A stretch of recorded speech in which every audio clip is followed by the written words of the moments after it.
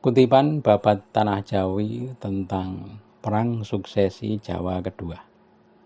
Episode ke-14. Panji Tohjoyo menjadi utusan Kumpeni untuk menemui Pangeran Puruboyo. Komisaris Dulkup sedang berunding bersama Pangeran Cakraningrat dan para bupati. Mereka berencana membujuk Panembahan Puruboyo, tetapi belum menemukan sosok yang tepat untuk diutus ke Lumajang, serta siapa yang akan ditemui lebih dulu. Adipati Citrosumo berkata pelan, "Dinda Ngabei Tohjoyo, bagaimana saranmu? Siapa yang akan membawa surat dan siapa yang harus ditemui di Lumajang?"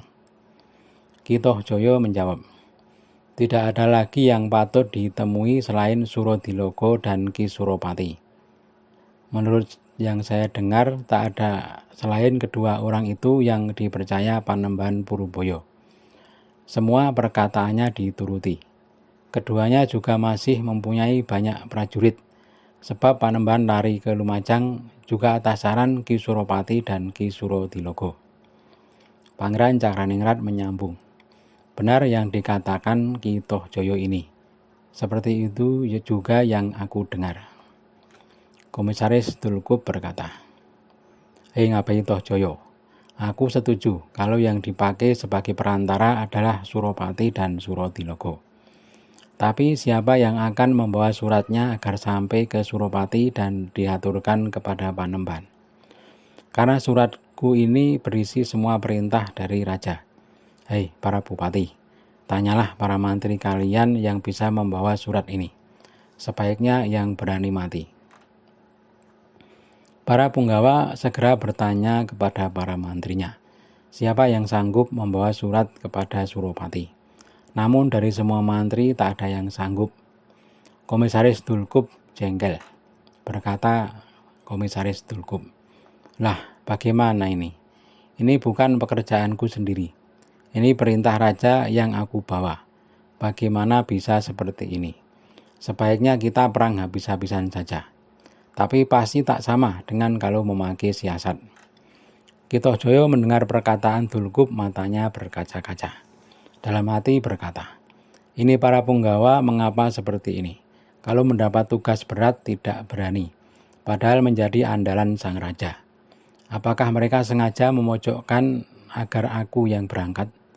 Mentang-mentang dulu diriku orang kecil yang kemudian diangkat menjadi bupati. Apakah demikian pikiran para bupati ini?" Ki Tohjoyo segera berdiri dari kursinya dan berkata, "Tuan, yang akan membawa surat itu saya sendiri. Tak usah membawa punggawa lain." Komisaris Dulkup sangat gembira. Ki Tohjoyo diajak ke kantornya dan dibisiki pesan-pesan. "Jangan khawatir, biasanya juga tidak ada utusan yang mati. Sesampai di sana, siapa yang akan kau tuju?" tanya Komisaris Dulkup. Ki Tohjoyo berkata, "Surodilogo yang akan saya temui. Nanti Surodilogo akan memberitahu kakaknya Ki Suropati. Kalau Suropati berkenan, maka dia akan menyarankan kepada Panembahan Puruboyo. Semua perkataannya akan dituruti." Komisaris berkata, "Benar itu.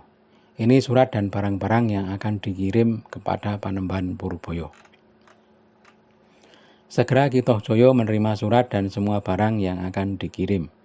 Komisaris kembali berpesan, "Hei Ngabei, ketahuilah, kalau Panembahan mau menyentuh barang kiriman ini, pasti mudah diambil hatinya." Ki Tohjoyo suka mendengar perucapan komisaris. Segera berangkat Ki Tohjoyo dengan membawa 2 pembantu. Adipati Semarang juga memberi seorang mantri, Demang Kaligawe. Adipati Citrosumo menyertakan kebayan mantri Ki Pariwono dan seorang tukang pikul. Jadi mereka yang berangkat sejumlah 6 orang. Perjalanan mereka lancar dan sudah sampai di Srebet. Sudah dilaporkan kedatangan mereka kepada Raden Surodilogo. Surodilogo sangat heran mereka bisa selamat di jalan. Barang kiriman dari komisaris sudah diterima. Ada yang diperuntukkan bagi Surodilogo dan Ki Suropati. Berkata Surodilogo, "Kalian tunggulah di sini. Saya akan melapor Kanda Suropati dulu. Nanti kalau sudah diizinkan, Anda semua akan saya bawa menghadap." Suradilogo segera melesat ke tempat Ki Suropati. Ngabeyi Tohjoyo dan rombongan ditinggalkan di desa Serebet. Mereka dijaga oleh orang-orang Bali yang kumisnya satu kepal. Tingkahnya menakutkan seperti raksasa. Mantri dari Jepara ketakutan dan seketika sakit panas. Berkata Demang Pariwono, "Ayo kita minggat, Kiai. Tak enak rasanya. Anda ditinggalkan di sini oleh Suradilogo. Lama dia tak datang. Orang yang menunggu kita itu saling berbisik, tak enak rasanya. Ayo kita pergi, Kiai." Ki Tohjoyo menghardik. "Bukan anak manusia engkau ini. Diutus belum mendapat hasil, sudah mikir mau minggat saja." Ki Demang berkata, "Ayo dipercepat kita pergi, Kiai. Orang yang menunggu itu menakutkan. Aku duga mereka sudah disuruh oleh Suradilogo." Ki Tohjoyo tak menggubris ucapan pengiringnya itu. Demang Pariwono kembali berkata, "Saya akan pergi sendiri." Ki Tohjoyo berkata, "Nah, segera pergilah, Demang Pariwono. Engkau jangan membuat repot. Kalau harus luluh lantak diriku ini akan aku lakukan sendiri. Aku tidak seperti dirimu yang menjijikkan itu." Berkata Ki Demang Pariwono, "Benar, Kiai. Saya ini hanya pembantu, sedangkan Anda punggawa raja yang diberi hadiah negeri. Pantas kalau Anda berani bertaruh nyawa.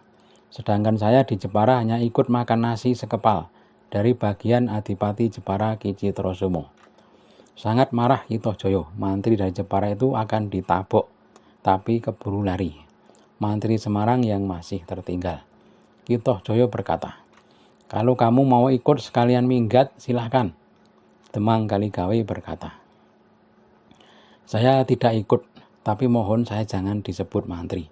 Katakan saja saya ini tukang pikul." Sementara itu Ki Suropati kedatangan sang adik membawa surat komisaris dan barang-barang kiriman. Surat segera dibaca dengan seksama. Isi suratnya menyatakan jika Raden Suropati bisa membujuk Panembahan Purboyo menyerah, maka akan diberi hadiah negeri oleh sang raja, dimanapun yang dikehendaki. Dan Kumbeni akan memberi keuntungan sejumlah 2.000 rial setiap tahun. Serta dosa-dosa ayahnya dulu mendiang Untung Suropati akan diampuni oleh Kumbeni. Juga dibebaskan dari kewajiban menghadap ke Kartosuro. Silahkan duduk nyaman di negerinya sendiri. Sudah kehendak Tuhan. Suropati tergiur oleh tawaran yang sangat menjanjikan itu. Suropati lupa bahwa Kumbeni sangat ahli dalam membuat janji-janji kosong.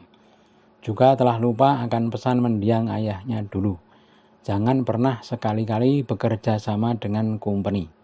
Suropati segera menghadap Panembahan Purboyo, memberitahukan bahwa dirinya baru saja mendapat surat dari Komisaris Dulkup dan sang raja. Isi suratnya meminta agar Suropati memberi masukan kepada Panembahan Purboyo, bahwa Panembahan tidak berdosa kepada sang raja. Selama ini Panembahan hanya menuruti kehendak sang adik Pangeran Balitar, dan kini Pangeran Balitar sudah wafat. Maka Panembahan diminta pulang ke Kartosuro. Sang raja akan menyambut kedatangan Pangeran Purboyo dengan tangan terbuka.